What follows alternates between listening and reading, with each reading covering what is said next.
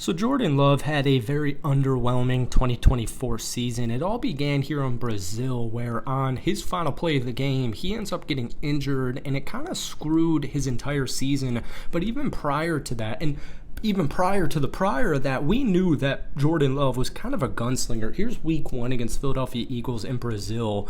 Not quite sure what was going on. But then even after that injury, he was still making just forced decisions, not good.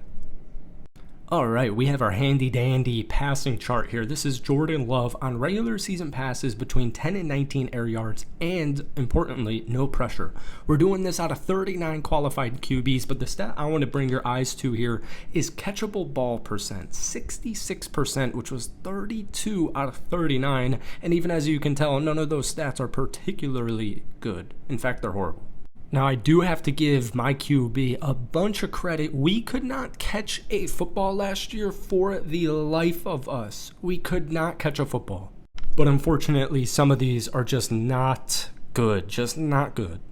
So I'm actually about to make a video about this on my channel, Will Upton. So I wanted to give some comments on this real quick as a diehard Green Bay Packers fan, because I'm not worried in any way, shape, or form about Jordan Love. One big thing last season was that our guys could not get any separation. They also dealt with drops, like I mentioned, led the NFL in drops, and injuries. Christian Watson comes to mind, Romeo Doubs even. It felt like every Packers wide receiver was banged up at one point than the other. And then obviously, more importantly, and this isn't an excuse, but I do think the context matters, is Jordan Love got injured at the last play of the game in Brazil against the Philadelphia Eagles.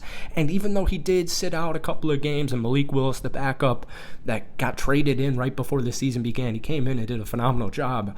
It never really felt like Jordan was able to get healthy, get into a rhythm, and it was just a bad season. So I'm not upset. I am not concerned, and I think Jordan Love this upcoming year, especially with Golden and Savion Williams, is going to be back to his MVP second half 2023 season. But what do you think?